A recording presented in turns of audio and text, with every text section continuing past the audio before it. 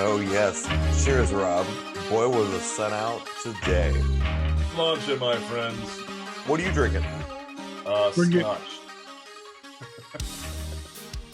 I got Tito's. Tito's. But I think the biggest I thing got Macallan someone's 12 sporting, in my glass. JR is sporting a beard. Yes, he looks. I haven't seen him with a beard in a long time. I think ever. Yeah. I usually don't keep a beard. Dude, you look regal. Like you look like a millionaire. I love it. I don't know about that. Well, JR, welcome back to the show, buddy. Thank you for having me back. Been too long. I'm glad you're here. It sounds like you're in pre-production. Sounds like you're caught up on wrestling, and we can just go ahead and dive right in. Sounds good. First and foremost, let's give a quick recap of Money in the Bank. We had ZZ from WWA 4 on last week, so we didn't really get in depth on our wrestling shows because we wanted to give enough time to our guests. But dude, what a fun interview. That was awesome. What a fun interview. That was a lot of fun. If you didn't check out episode 21 of season 2, you need to go ahead and check that out because it was fantastic. It's always good to get the insight of a worker in the industry and see what their experience is, because I mean, you just never know how things are going to go, especially for young independent workers like ZZ. But yeah, check out episode 21 last week. It was a good show.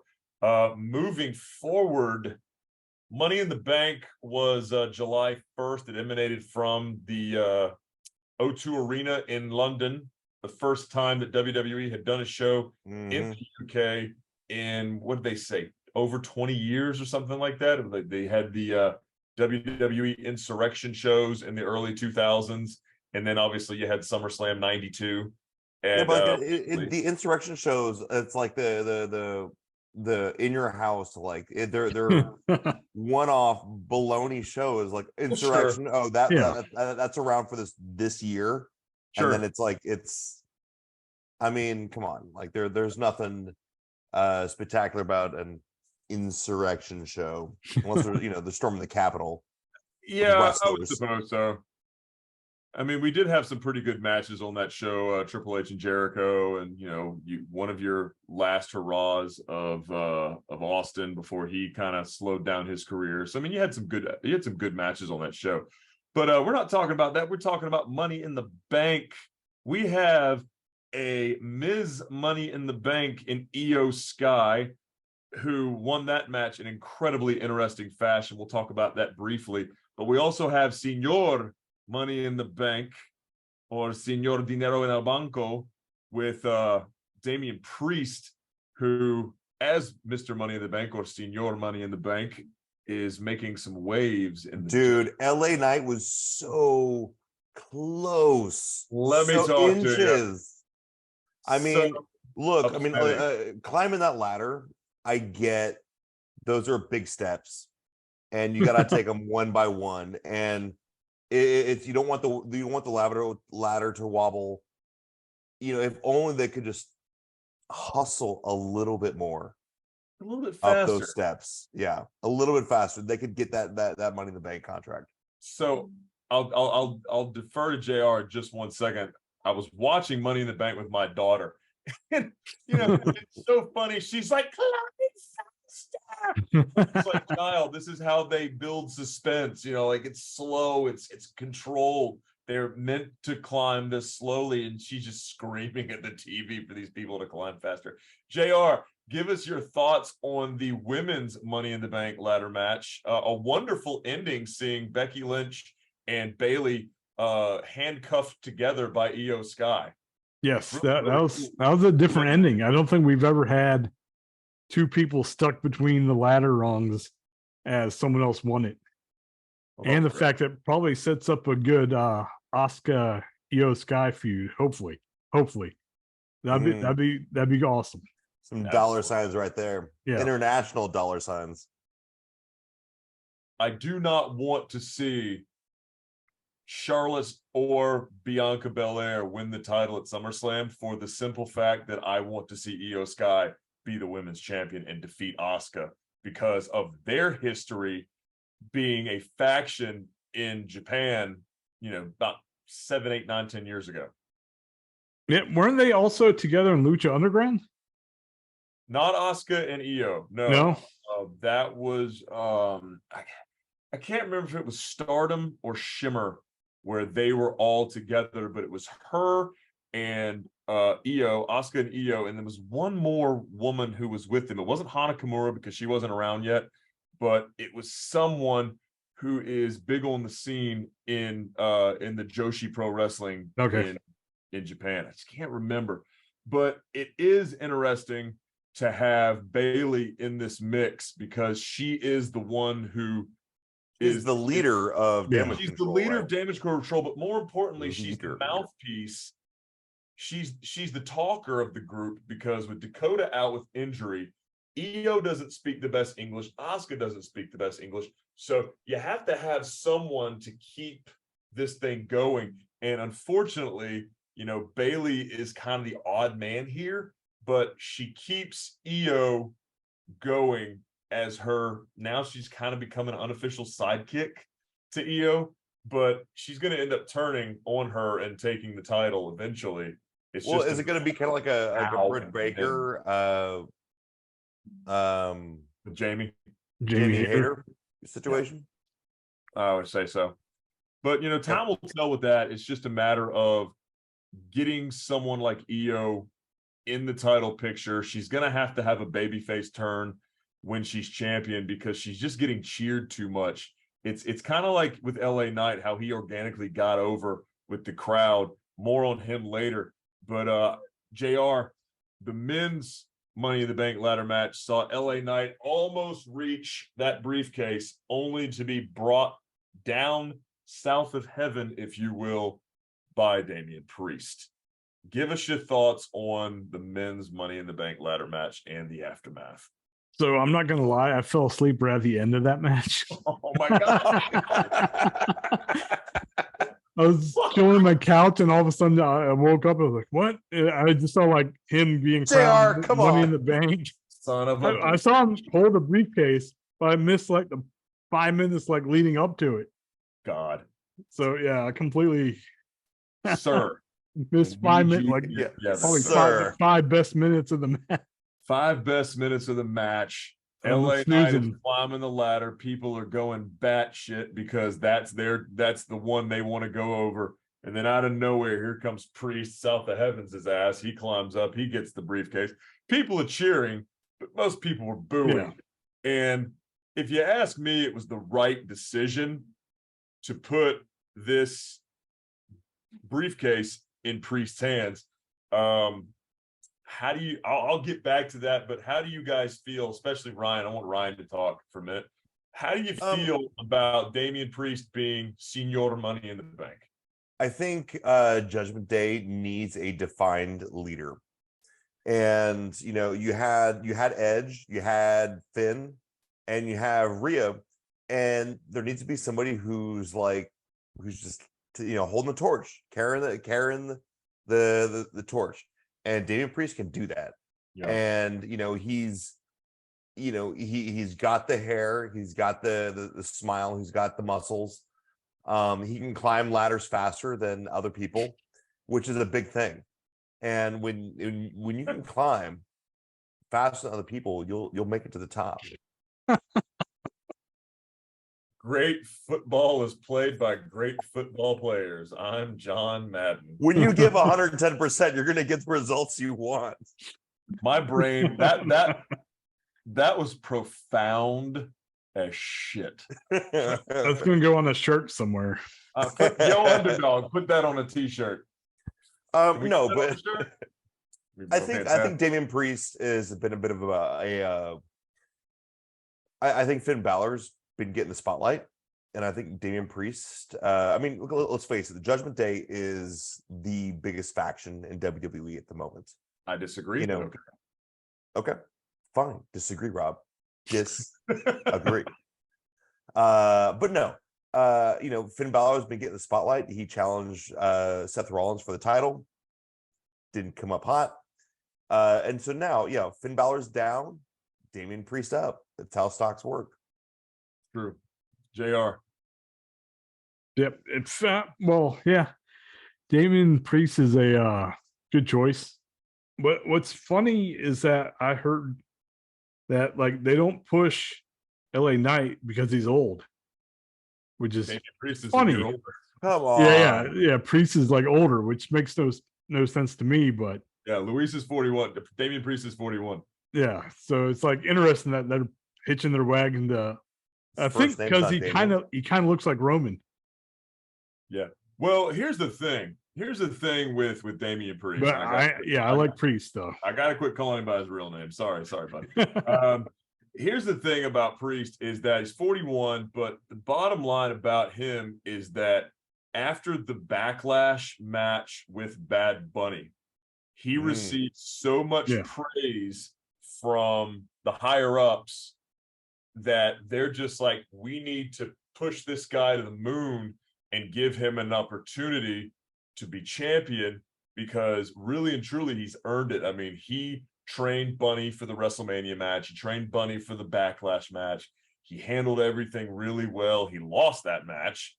And, it's like, well, we got to reward this guy. So I think that's why they went with it. The other thing is this, with LA Knight being in the spotlight right now and being one of 7 people in the last 25 years to get over organically, it's like, let's just give this guy the US title and see what he does with it. That's what I think they're going to set that match up for SummerSlam between him and Austin Theory. Give this guy a US title run, see what he does, and then a year from now, when the draft happens, switch him over to Raw, give him a spotlight there, and whoever's champion then, put the belt on him that way, because then he will have proven himself and have that track record that not only is he over, but he can carry a title, he can carry these workers through these matches, and people are still going to love him because the crowds are fickle.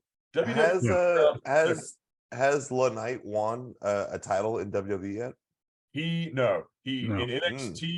NXT he won the $1 million championship in a ladder match against Cameron Grimes, and but he's been the Impact World Heavyweight Champion. He was the Impact Television Champion or Legends Champion, whatever that red belt was. NWA, he had some success. So he's proven. He is a proven champion. And, everybody on social media right now is pulling out all these things that he's done in the past.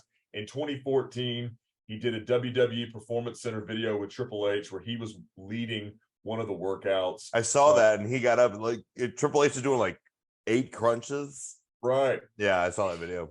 There's a bunch of these old videos that he did that are like collegehumor.com or one of these things where he was I don't know if it was something, it was like cock block Betty or some shit like that, where he was in a dress and it was ridiculous. But I mean, these things are what these guys will do when they're trying to be in the industry. And if it doesn't work out in Hollywood, you can always be a wrestler. Look at the Bellas, So, but yeah, Money in the Bank was awesome. I'm really looking forward to seeing what Priest does. Looking forward to see what LA Knight does, what EO does. It's truly remarkable that we are now in an era where new stars are starting to shape, because Cena's gone.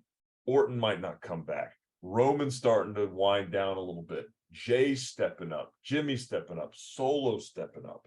Hang on. Is Roman winding down? I mean, JR, what do you think? Do you think Roman's actually winding down? Yeah, I think he's slow. I think he's going to make that jump to Hollywood. That's it. So he has to kind of slow down his. I mean, he only wrestles. He's defending the championship. Not very often in the last year. Like 2 times in the last year. About once every 60 to 80 days. Okay. Defending the title. Yeah, it's not many times for that streak they always talk about. So yeah, it's not. It's just a day count now. Bruno Sammartino defended that title every night. I'd like to see Roman evolve as an actor, but I can't see him moving outside of a Roman Reigns character in the acting world. I could be 100% wrong. I hope I am. I hope he goes out there and kills it if that's what he wants. He'll be like his cousin, The Rock. Then The Rock has the same character in every movie. I'm sure he can call. Dude, don't stomp on The Rundown. The Rundown is a great movie. That's a fun ass. That is a fun it's a good movie. I love The Rundown. Or The Tooth Fairy. No, that was Vin Diesel. I love how The Rock started the movie The Rundown with a crisp white shirt and khaki pants, and by the end of the movie, it was like brown because of all the sweat and the mud. It's hilarious. It's hysterical how they did that. I was like, that's cinema. That's a nice touch. JR, they did the same thing in Die Hard. Yeah, JR, how familiar are you with non-American professional wrestling? Your AAAs and your New Japans and things like that. AAA more than Japan. Okay. Keep up with the news on the AAA more than I do with the Japanese side. Any favorites over there? Any highlights that put some spark in your beard? No, I can't say I have many favorites in AAA. Is Cain Velasquez still in AAA? No, he's going to be on trial for almost killing someone. But say you got arrested, I believe. I know he was. I thought he kind of. Shit, sorry. It's fine. But I mean, he was. Don't get me wrong. Cain Velasquez was 100% justified in beating, almost killing that guy. He was justified. Don't totally justified. Don't touch somebody's kids. Like someone tried to molest his daughter. Yeah, I would kill the person too. Like, don't be an asshole. Don't touch kids. Like, those are the rules. Like, just those are the rules. So anyway, but last night, AAA had their Triple Mania Part 2, a 3-night event, one in April, one in July, and one in August. The next event will be August 12th in Mexico City. This one emanated from Tijuana. This was in Tijuana last night. Well, anyway, long story short, Hijo del Vikingo, who we love on Broadway. Hashtag stud. Hashtag super stud. He takes on Kenny Omega for the AAA Mega Championship, which is a rematch from like 2 years ago that we haven't been able to have because Kenny got hurt. And he's been doing a lot of AEW stuff.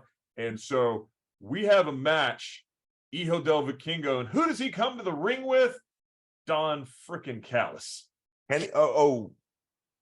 Viking came with Don Callis? Viking comes down with Don Callis in the main event. Nice. The invisible hand has been very visible lately.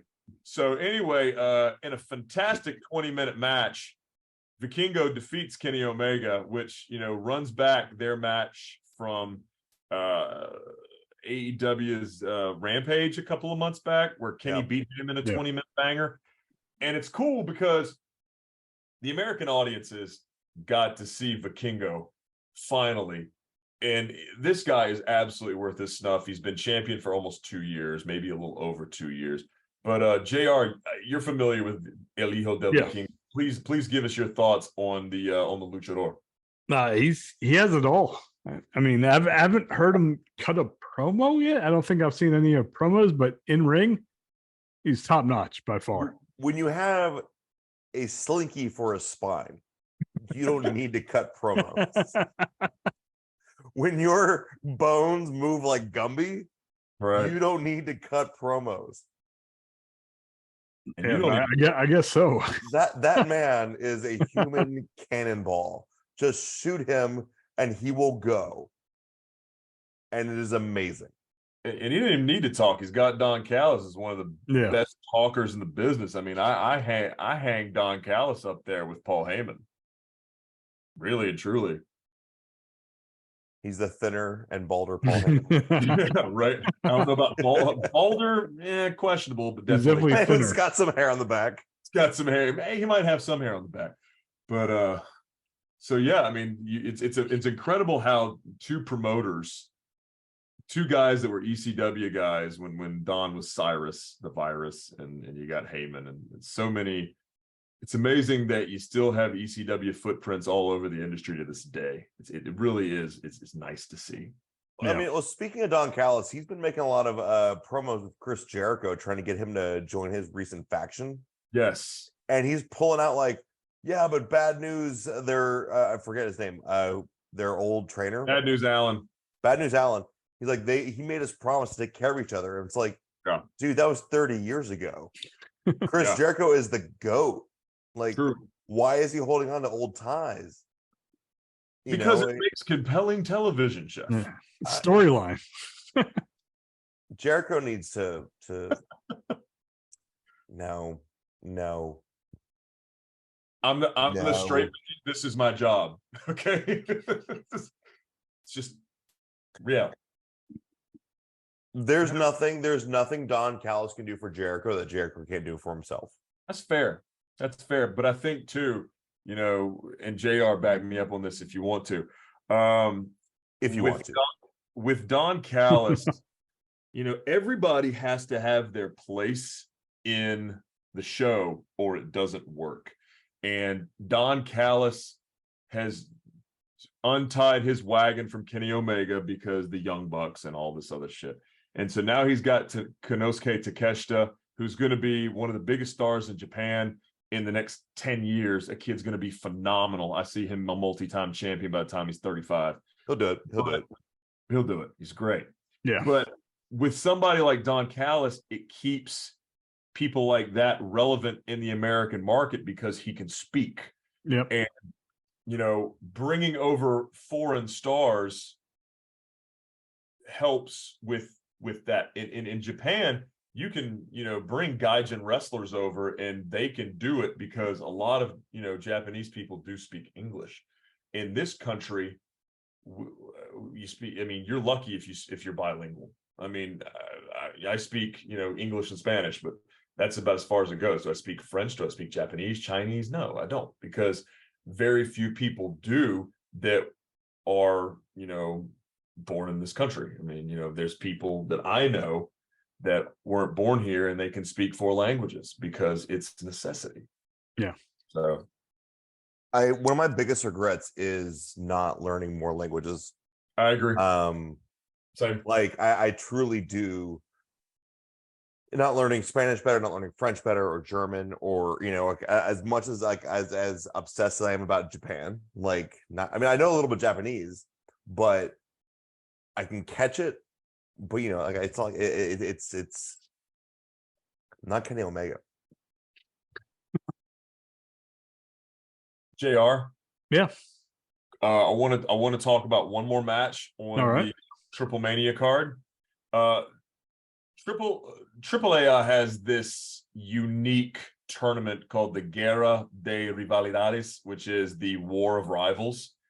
And what they do is they put tag teams together. If you win the match, you're out of the tournament, and the team that loses continues on in the tournament. I remember this one. At the very end of the tournament, they have a lucha de apuestas, which is a fight with consequences. And in this instance, Rush and LA Park were a tag team, and Psycho Clown and Sam Adonis, the brother of Corey Graves, are a tag team. Psycho Clown and Park have the masks. Rush and Sam Adonis have long hair. So in their lucha de apuestas, it's a hair versus mask match. They had the finals last night. It ended in a draw.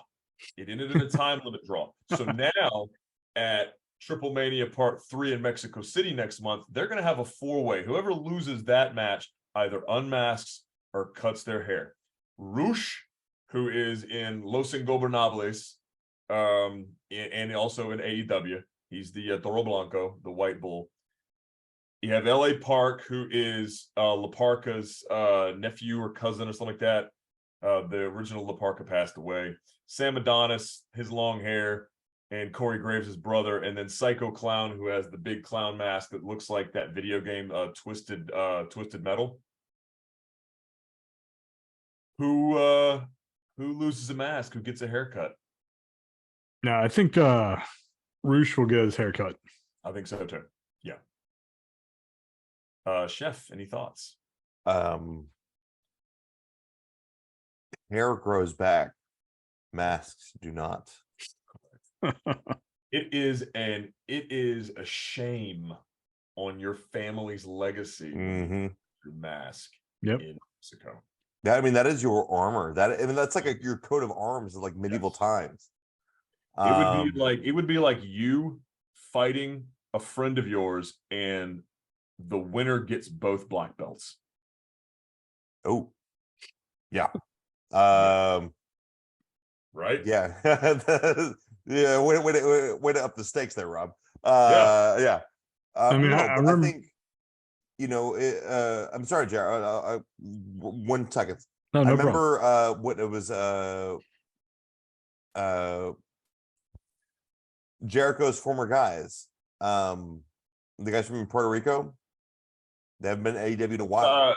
Ortiz and Ortiz Santana and Ortiz. Yeah, they got their haircut. Clearly they're okay with getting their haircut. I mean, but Jericho, who is kind of a rocker, not okay with getting a haircut. But again, I mean, like I said, hair grows back. Once you unmask, it's never undone. Right. So yeah. My apologies, JR.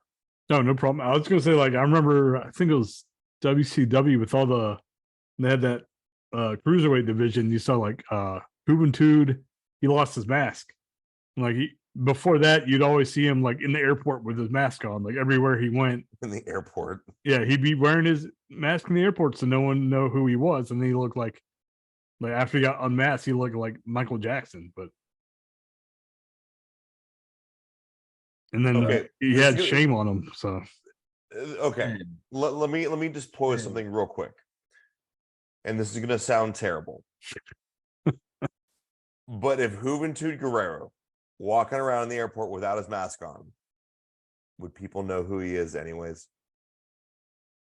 Probably not. But now, yes, because now, yes, but then no. WWE, they were unmasked, but back then, hell no. A lot of people still won't know who Rey Mysterio is, even though he walks around the mask all the time. He had to take that mask off in WCW. I remember that. That was a big deal. Kevin Nash match. Yep. But Rey Mysterio, he was too much of a baby face. Like literally, he looked like a baby. Yeah, it looks like he's 12. Look, he was 12. But no, I was in the thick of the pro wrestling then, of like the WCW, and that was when Ric Flair was like really feuding with Hulk Hogan. And yeah, Kevin Nash and Rey Mysterio, that was also right around Kevin Nash dethroned Goldberg. So that was in my high school peak, I think. Sure. But yeah, no, Rey Mysterio, keep the mask on, dude. That's your identity. It's your armor. I'm just glad that they didn't do a hair versus mask match with Ray and Dominic, because that would have been tragic as shit. Dominic's mullet is too iconic. That he looks more like Eddie Guerrero than Eddie Guerrero looked like Eddie Guerrero. Yeah. Yes. I love it. Dominic's going to be a world champion someday. I mean, this kid is killing it. He's got massive heat. He's got the tools. JR, any thoughts on Dom? I mean, I think the last time I was on, I think I spoke about him because it was WrestleMania. I was like, from that year before, he looked awful in the ring. And then in that 1 year, he became a competent wrestler. He catches heel heat, like tons of heat now.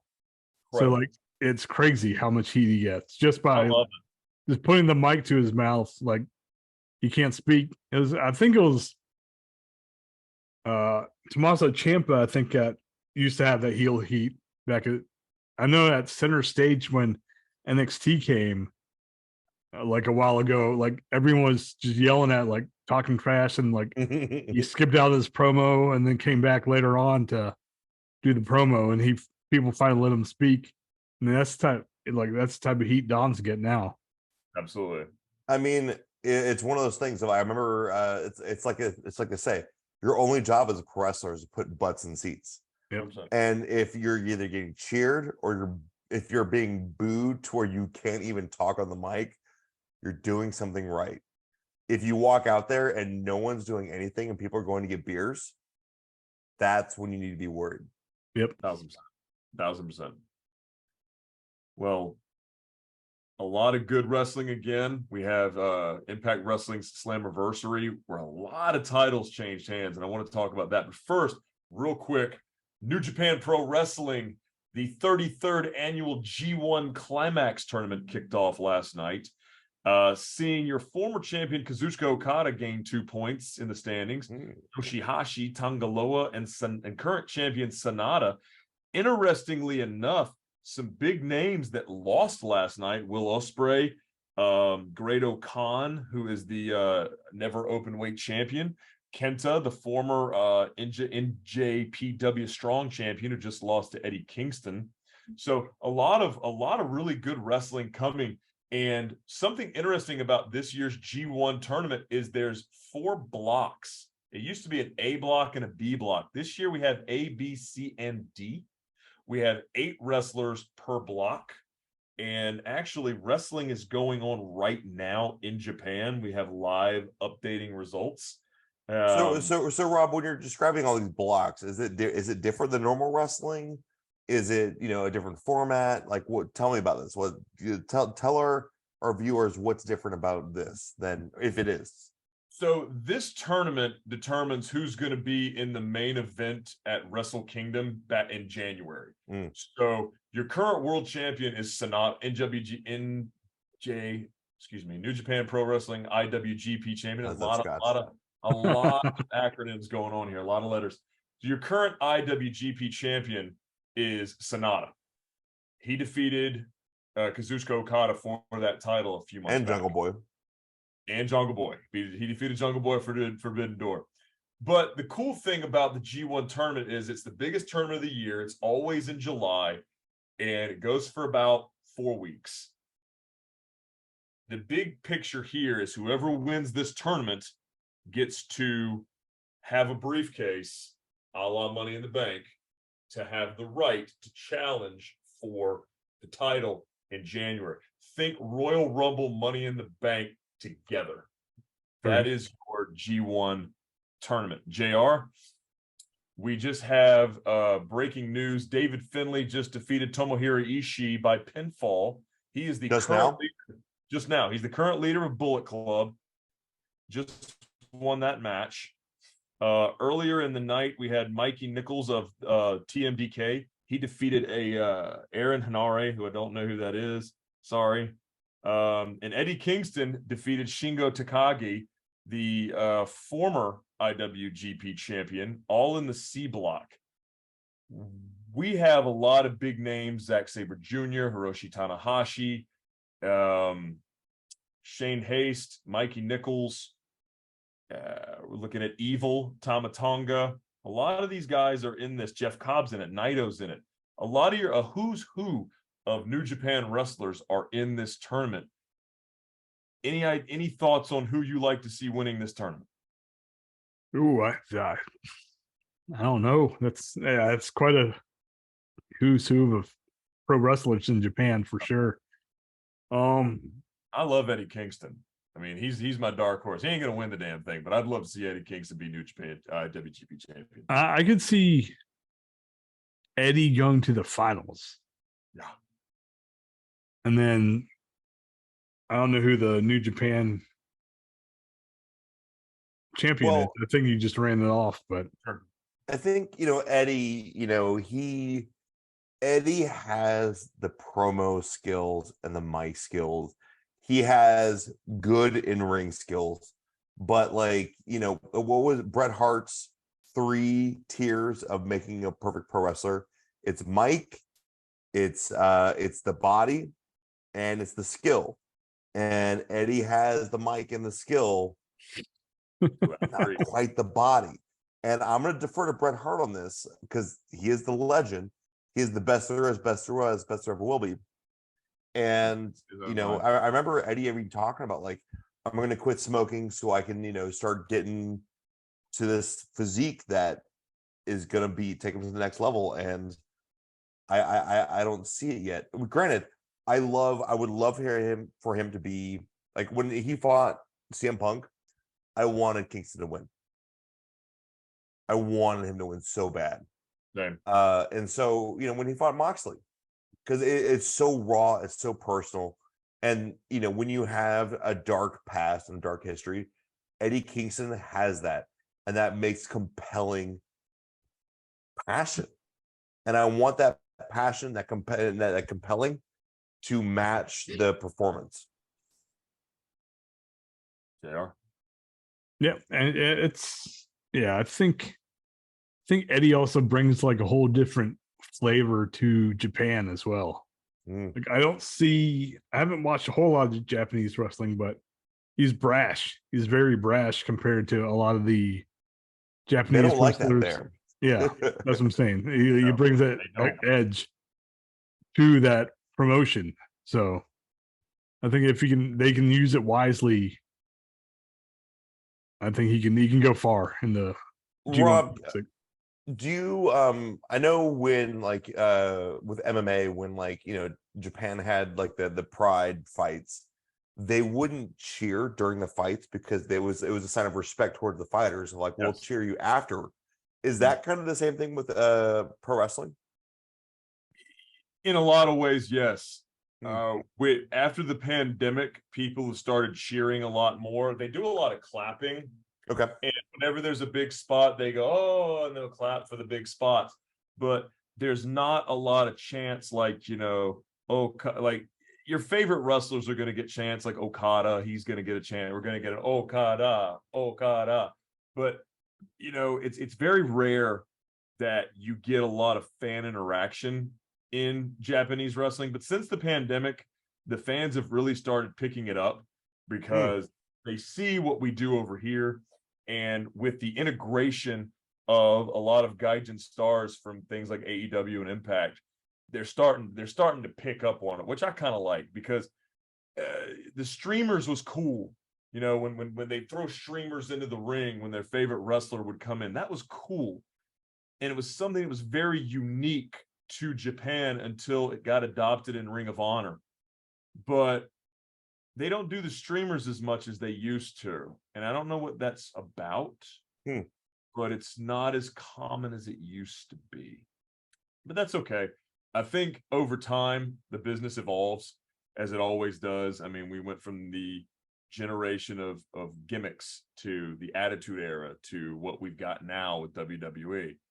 And I think that the same is going to happen with Japan. You went from a quiet crowd, like in a sumo hall, like Korakuen Hall, Ryogoku, and now you have the Tokyo Dome, and people get rowdy because it's got to be fun. You've got to enjoy yourself, and I don't care if you're Japanese. Yeah, I don't think it's a lack of fun. It's an immense amount of respect. I guess and so, like it was when I was in Tokyo years ago. Like, we went and saw a play. And it was incredible because it is traditional Japanese play. And one of the things was, like, everyone stays silent.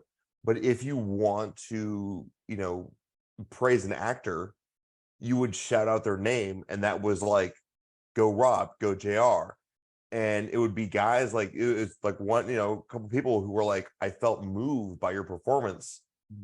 I'm going to yell out, Rob, JR, and it's just like, that's how it works. It's just different culture. It's so much more. You're going to do your thing. I'm not going to distract you. But if they're moving away from that, I mean, okay. Yeah, I can see that. JR, how do you feel about crowds in general being a part of the show? I think for the most part, it's pretty good. Like, wrestlers, I believe, want feedback. They feed off of it. Yeah, they're like, if something sucks, I'm sure they don't want to hear it, but I'm sure it moves the match along or tells them, you probably know more than me, Rob, that, like, let's say a match sucks, they might be like, okay, we're cutting off the last 5 minutes, or we'll go home quicker. Yeah. Like, okay, or they try to get the crowd back into it. Like, but yeah, I mean, the only thing I don't like is the stupid ass what chants during promos. Well, I don't think you're going to have to worry about any more what chants, because the new chant is clearly, yeah, Mhm. My man, LA Knight, the former Eli Drake. You love to see it. He is on fire. And he's going to be I think he's going to be the biggest thing this year, other than Mr. Main Event Jey Uso and Mr. Sami Zayn. He's moving us through the summer. It's going to be the summer of Night. No, I think you're right. Like, let as slow. So, okay, let me pose a cooking question at you guys. We'll talk to you. What's better, a quick cook on some pork butt, or a slow cook on some pork butt, or steak, or anything? Yeah, you always cook slow. Cook slow, low and slow. The slow burn. That slow burn makes everything better, and that's if they do that with LA Knight, Chelsea. That's for you. You get so much of a better product because everyone's walking with you. Same thing with Jimmy Uso. Look at this bloodline storyline. Look at that goddamn it's such a slow burn that it's so organic and it's so digestible and everyone knows everything that's going on and it is perfect. Slow and slow forever. For life. I don't know how JR feels about this, but I lost interest in the whole damn storyline until Sammy cracked Roman with the chair. That got me really invested. I was like, bet. That was Rumble, right? Elimination Chamber, maybe? Yeah, that sounds about right. It was one of them. It was one of them. It was where, I don't know. You might be right. It might have been the Rumble. I can't remember. But it was one of those things where I was just like, whoa, all right. I'm back. Yeah, that bloodline storyline when they put Sammy in it was funny. And you couldn't wait for it until like they had their promos or whatever, but like it started like dwindling. And then once Sammy turned, it was like, okay, it jumped another gear. We've had this story for 2 whole years now. Mm-hmm. Yeah. It started at Money in the Bank with Jay and Roman in the I Quit match. Yeah, that sounds right. Yep. So I thought that was like a Hell in a Cell, actually. Maybe you're right. Maybe it was the Hell in a Cell. I think you're right. I could be wrong, but I think I remember seeing something about that on the internet. Didn't do my homework today, guys. You can tell, can't you? Well, if it's on the internet, it's true. That's right. Speaking of things, speaking of wonderful things that are on the internet, did anybody check out Slammiversary, Impact Wrestling's annual yearly show? Holy crap. We've got multiple new champions. A lot of former WWE folks are now your champions. The biggest story is Trinity, the former Naomi of WWE, the Glow. She defeated Deonna Purrazzo, who has been one of their perennial champions. Trinity, first time holding the Impact Women's Championship. JR, how you feel about Mrs. Jimmy Uso as champion? I love it. That's great. Yeah, she's married to Jimmy Uso. Yeah. Oh, he's so lucky. Like what a lucky guy. Yeah, I know. She's awesome. Yeah. But yeah, it's great. Did she ever hold titles other than tag titles in WWE? Yes, she was the Raw and Women. She's a Crown champion. Okay. Okay, yeah, I totally forgot about that. But yeah, that's great. She's now the face of the company. Yeah, the company. So we'll see how she does. Are they still doing a lot of the Impact shows over at Center Stage? They did a month's worth of shows. They're in Windsor, Ontario, Canada now. And they're going to finish up. They did some shows last night, I do believe, or maybe they're doing them tonight. I think they're taping a month's worth of TV tonight. And then they'll go to another town when they do another pay-per-view, and then they'll do some tapings. And let's go see an Impact show, guys. JR, come on, let's go see some Impact. It's at Center Stage, like a mile that way. Yeah. That way for the viewers. Shit, man. Monday Night Raw is in Atlanta tomorrow night, State Farm. I can't go. Cubby and I are gonna have dinner, but you guys can go. I can't. I've got some HOA stuff I have to deal with. No, I'm going tomorrow. So, well, the Raw. You going to Raw? Yeah, I'm going to Raw tomorrow. Oh, we got to have you on again next week so you can talk about Raw. Oh man, please join us again next week. Yeah, I will. I got nothing else to do. Lio Rush is your new X Division champion after defeating Chris Sabin for that title. Lio Rush, I like Lio Rush. Wow. I feel like Lio Rush never really got the flowers he deserved when he was in WWE because they put him in the cruiserweight division. He won the title.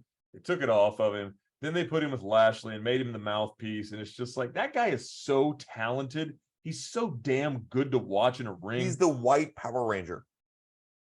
Yeah, I'll go with that. Yeah, the guy's awesome. Like, shoot that guy to the moon. I'm glad he's X Division champion. I mean, he's doing something with the title. Sabin, your 9-time champion. Mike Bailey was a great X Division champion. Shit, Josh Alexander was a great X Division champion. Yeah. He was a great world champion. But it's good to see that A, you got Lio Rush with that title, and B, Alex Shelley defeating Nick Aldis, the returning Nick Aldis, to retain the championship. So he's not a transitional champ like Chris Sabin was. JR, based on the Impact World title and how they typically treat these transitional champions, even with Josh Alexander returning last night to Impact after the match to challenge Shelley for his title that he never lost, how do you feel knowing that Alex Shelley finally got his due after 20 years? I think it's great. He obviously put in the time. So it's great to see someone get rewarded for their hard work all throughout wrestling, and someone finally gave it to him. So it's good that he finally got recognized for his work. But it's interesting that Alexander completely came out and challenged him right away, and he didn't really get to celebrate after what you said 20 years of wrestling. So makes for good television though. Mm-hmm. When yes, who's out on tricep surgery injury pops back up after 3 months and challenges for the title. Yeah. God.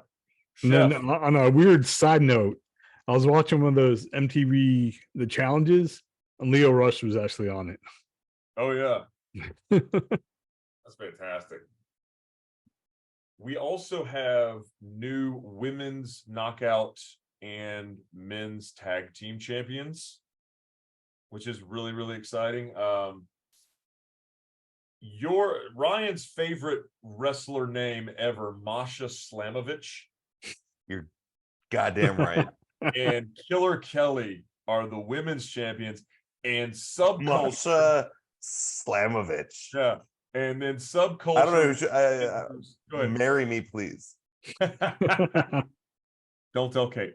So also we have Subculture. That's Mark Andrews and the Mod Father, Flash Morgan Webster. They were in NXT UK for a while. They were the tag champs there, but they have now held tag championships in 4 companies. Pretty special. Oh wow. Pretty special. Yeah, that's crazy. So yeah, that's I think it's WXW, Progress, Impact, and WWE. Those guys are awesome. Subculture is a great tag team. I love seeing it. But yeah, so shifting gears finally to AEW. Is there anything better in AEW right now than Adam Cole and MJF? No. The answer is no. MJF and Adam Cole are the hottest thing in AEW right now, and it is comedic gold. This is better than Jericho and MJF. Fight me. Yeah. However, as good as MJF and Adam Cole being best friends and figuring it out, it completely discounts the AEW World Heavyweight title. I disagree. No, there's no focus on it. MJF is playing it. MJF is playing a dumber version of MJF. He's running around like a dog who wants to have a friend, and who's gunning for the title? No one. because they're hoping Adam Cole's going to do it. Hey, JR, can I ask you a question? Yeah. What do you like better, a pork butt that you're gonna cook really fast, or one that you're gonna slow and simmer? Slow and simmer. You motherfucker. All right, fine, Ryan. I'm gonna ask you this question. Let's go. Would you rather? And JR, I want you to answer this question too. Would you low rather? Is low. Would you rather have had Adam Cole and MJF fight for that title next month at Wembley and have a blow-off match where MJF uses thievery and fuckery to win the match? Or do you like having MJF and Adam Cole be a tag team, potentially win the tag belts, screw each other over, lose those belts, and then have a match at the end of the year and Adam Cole win that match? I'm going to do one better. Okay. Buckle your seatbelts. I would have rather all that stuff happen with Adam Cole and MJF, but I would have rather had Omega or Pac, who just came back, or someone else gunning for the title and then all of a sudden, MJF is hurting and Adam Cole and saving him, keeping the title in MJF because he wants it. Yeah. I like that too. That would have been an awesome storyline of all of a sudden, he's reinforcing their best friends because he's saving him.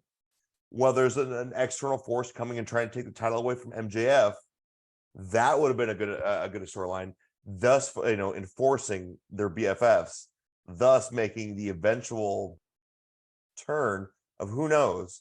Because I'm sure Adam Cole's other friend, I forget who he is. Who's constantly with the who? Roderick Strong. My apologies. When Roderick Strong is with his neck brace, dude, you're not friends with this guy. Yeah. Eventually Adam Cole's going to be he's going to have to choose who you're going to be friends with. And that relationship could be reinforced if Adam Cole's actually helping MJF retain the title. JR, building on this. Tell me I'm wrong. Huh? Tell me I'm telling lies. JR, building on this. I'm going to tell you when you're telling lies. Don't worry.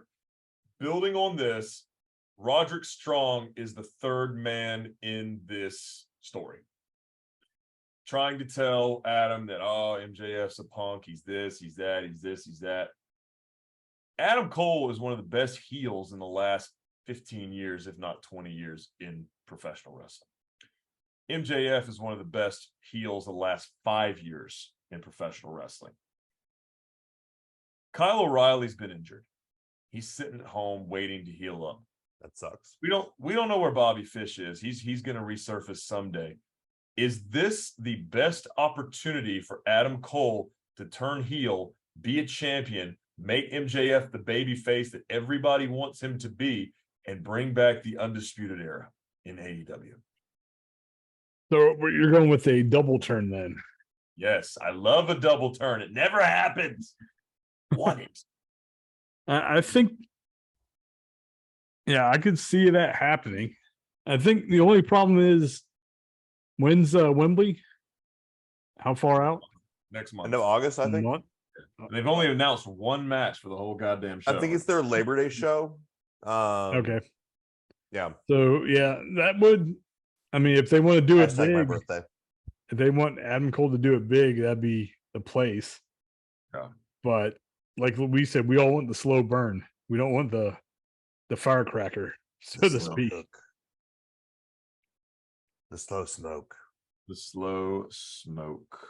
That's what we like in professional wrestling. Mm-hmm. The slow cook. The Severus Snape slow cook. I mean, that's what made the Bloodline story work. 100%. The slow burn. Yeah, beautiful. And, also, who hasn't been manipulated or gaslighted? Roman Reigns is really good at it. Yeah. We can all relate. So, yeah, no, I love the idea of continuing MJF and Adam Cole because it keeps MJF on TV. He's still the world champion. He gets a little bit lengthier of a reign, and it puts him front and center in a storyline that's compelling. Otherwise, like this thing with the 4 pillars, I gave no shits about that match. I could not care less. Jungle Boy wasn't going to win. Sammy wasn't going to win. Darby wasn't going to win. You knew this. If at least the Bryan Danielson match was compelling because it's like, whoa, like they're going for an hour. Like, whoa, like this is amazing. And it established MJF as a legitimate world champion, beating one of the best ever. And it made both guys look strong. So everything's there. All those pieces are there. But he's got to beat a few more people to have some legitimacy by me. And to give him this story with Adam Cole just gives it a placeholder for now, because we don't, it's like Roman Reigns. We don't need MJF to defend the title every week or every month. Who cares? I don't need to see him. But you can use title defenses to boost the BFFs. Yeah. I mean, like bring back the Murder Hawk, Lance Archer. Have him fight MJF. That was bullshit last night. Yeah. What have Lance Archer fight MJF? MJF's about to lose. Cole saves him. Yeah. BFFs. Did you watch that shit last night, JR? No. So Orange Cassidy defended the AEW International title against Murder Hawk. Lance Archer. Lance Archer. Thank you so much. Just left my brain. Orange Cassidy won that match in a countout. Meanwhile, they were out of the ring for like 4 minutes while they beat up security guards and tossing them on him and body slamming them all and stuff. But you go lose that match in a countout? Are you serious? Well, sometimes the ref gets his count mixed up. What the hell? They're on the ring apron. He orange punches him at 9. He falls off the apron. He rolls into the match. It's over. That is Orange Cassidy is not Brock Lesnar.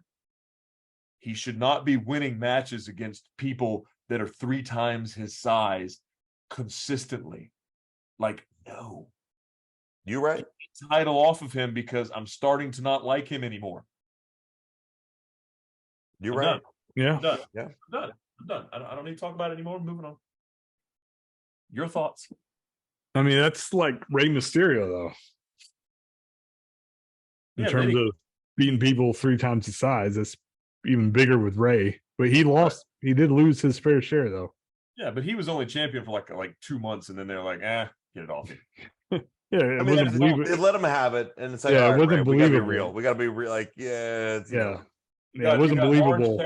You got Orange Cassidy 19-0 as the AEW International Champion, beating guys like Katsuyori Shibata and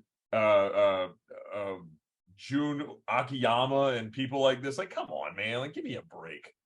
You gonna beat a man of 312 pounds and 6'8"? Kiss my ass.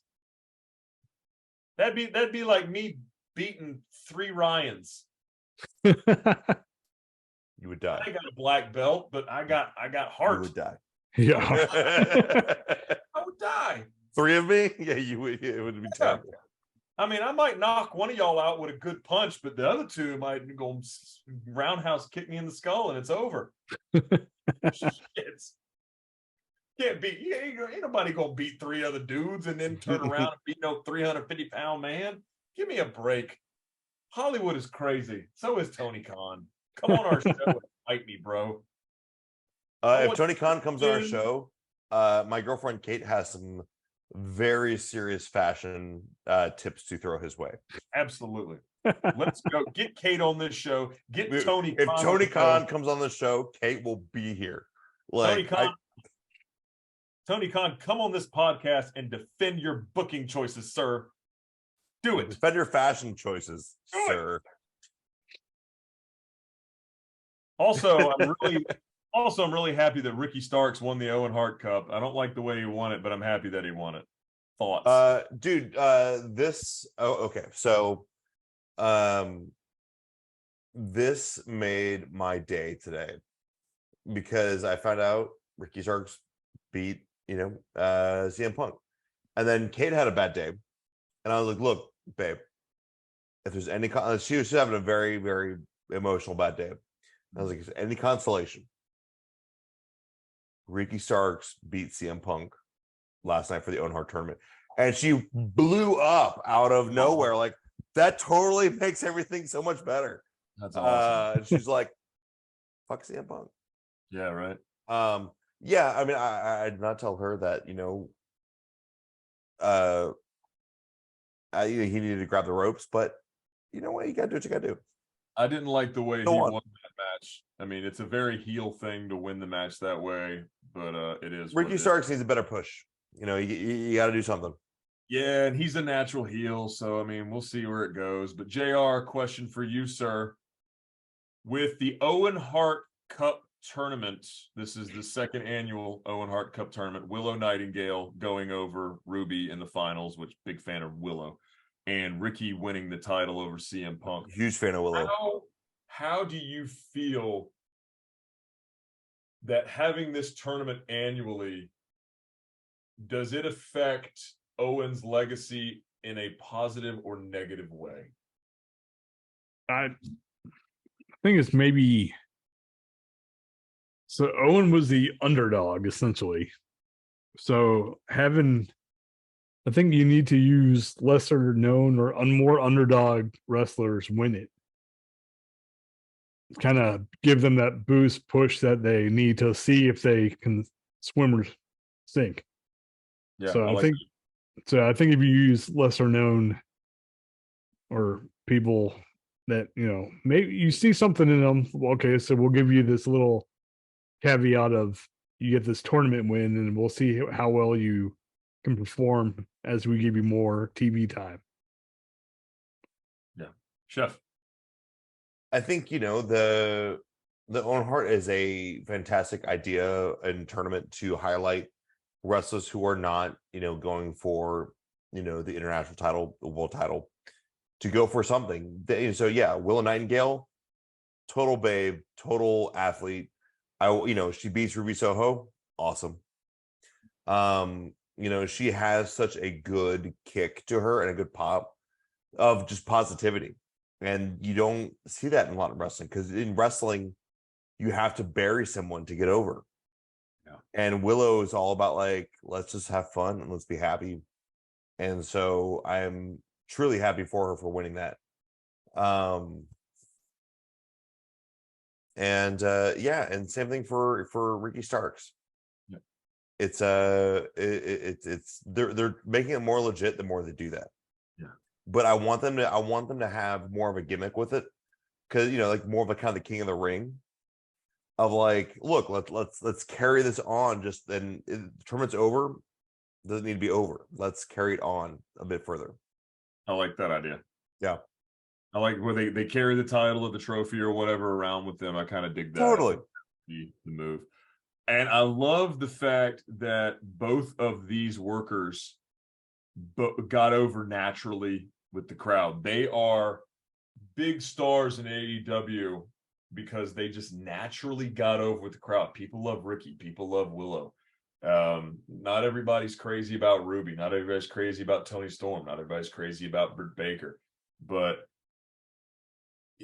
they were able to get over without a championship, and now they're in the spotlight. I mean, Willow was the New Japan Strong Women's Champion. She beat Mercedes Moné in the inaugural match for that title. She no longer has that title, but she was the first champion, and now she's going back against Athena, the former Ember Moon, at Ring of Honor's Death Before Dishonor next week. She's got a shot at that title.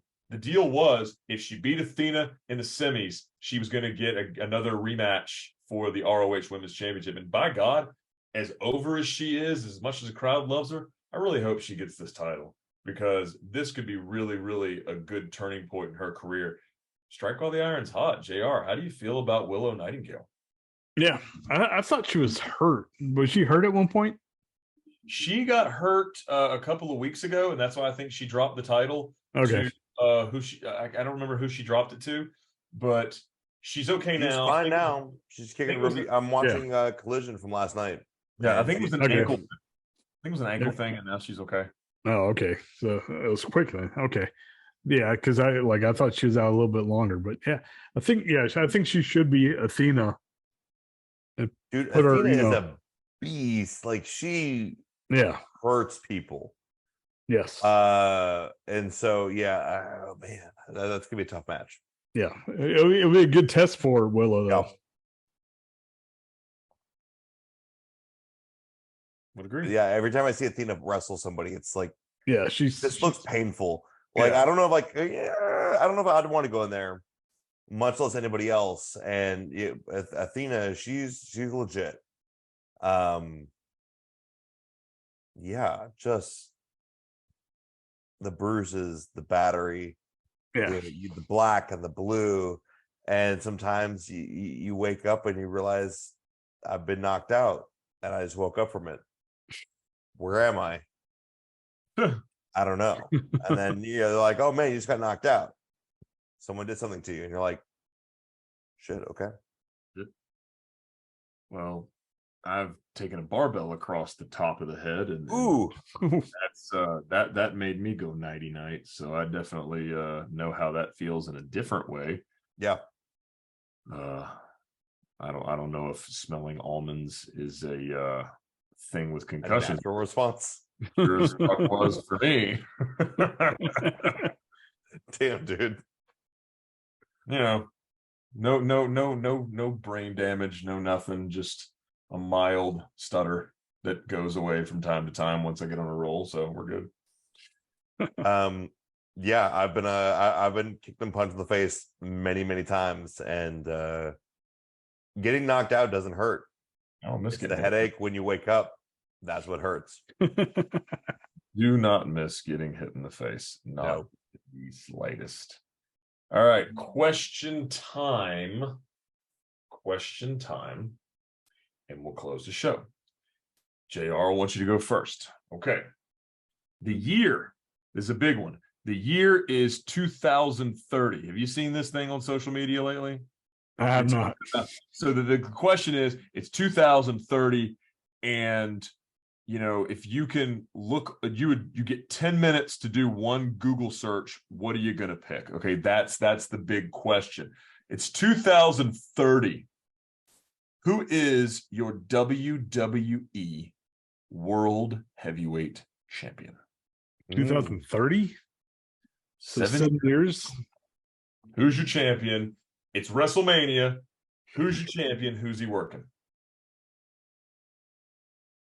Well, it's got to be he. I'll take women too. Let's go. I'll take them. Let's go both. 7 years. 7 years in the future, you're watching WrestleMania, and you have night one is the women's world championship match, and night two is the men's world heavyweight championship match. So you give me a night one and a night two. Main events. What we got? That's fun, isn't it? Yeah.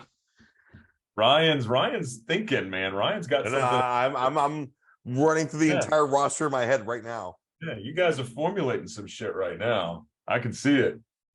And I'm trying to keep talking so we all have dead I'm air. ready. Jared, if you need a minute, I'm ready to go. Yeah, you can go. I'm trying to go through the roster right now. Dude, I'm going to say 2030 WWE Heavyweight Champion, Ricky Starks. Oh. I think he will go from the Diet Rock to the premium New Rock. Okay. To caffeine-free Dwayne Johnson to fully caffeinated Dwayne Johnson. Right. And for the women? I think I think Britt Baker to the moon. She's got WWE. Yeah, she's the full package because she'll go to WWE. Adam Cole go back to WWE. They'll be the kind of the wrestling powerhouse stable. Who's she working? You know what? I'd say Jamie Hayter. Wow. Or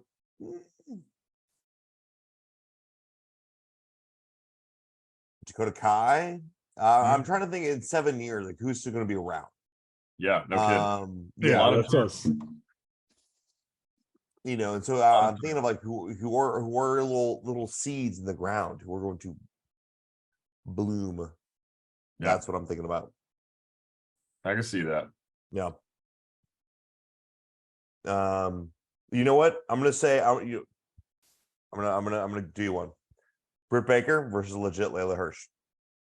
Oh wow, I like Layla Hirsch. Layla Hirsch is cool, man. She's cool. Yeah. Yeah, she would kill me. Yeah, she's like 5'1", or she was a former Russian wrestler, and she's fantastic. She is legitimate. She's really good. JR, you got anything? Yeah, I've got a decent one. I have Ilya Dragunov as the champion wrestling at Oliver Walter. Oh man, that's too good. I like that match. And then the women's side, I couldn't think of any of the younger ones. Mm-hmm. So I was going with Trinity or Naomi, putting over what the hell's her name? Becky Lynch. All right. Like that too. All right. You guys ready? Yeah, I can't think of the younger wrestlers. So 2030. 7 years. 7 years from now, your champion, Austin Theory, is going to take on MJF. That's good. Yeah, that's a good one. And your women's match, Sasha Banks will return to WWE and take on Tiffany Stratton. Oh. Tiffany Stratton is going to be a megastar. Braun Breaker is going to be a megastar. The current crop of NXT talent is just beyond measure, and they have something very special with who they've got right now down there. And I don't think they even really realize it, but it's going to be a while. Same thing with Austin Theory. I mean, that guy, he's going to go to the moon. This feud with I think Austin Theory being for the world title is legit. Yeah. That guy's going to be special. It's time to get the belt off of him and give him his shot, give him his John Cena moment, and win a Royal Rumble in 2 or 3 years, and then just take the title and have a good little run with it. Totally. Guy's 25 years old. I mean, he's prime of his life. He's going to be what, 30, 33 when he's yeah. And that's the thing is, like, these guys we're like, oh, Austin Theory needs to win Money in the Bank, or whoever else, like LA Knight's too old. Like, guys, being 30 is not being old. Being 40 is not old. I'm about to be 41. I'm not old. No. And so I think Austin Theory being 25, give him 7 years to develop, enjoy the journey, and enjoy the slow cook, the slow smoke, because when it hits, it's gonna be fucking great. Yep. Yeah. That's all I got. I mean, let's end on that. Let's go right now. Right now. Great show, fellas. That was fantastic. For those of you that are looking for more, find us on Spotify, find us on Apple Podcasts, find us on Amazon, find us on YouTube, find us on Instagram at Better Than Broadway. For JR and the chef, I'm Coach Rob. See you guys next week. Until next time. JR, keep rocking the beard. Love the beard. Yeah, I'll keep it. Thank you for joining the crew. Do it, dude. Thanks for having me.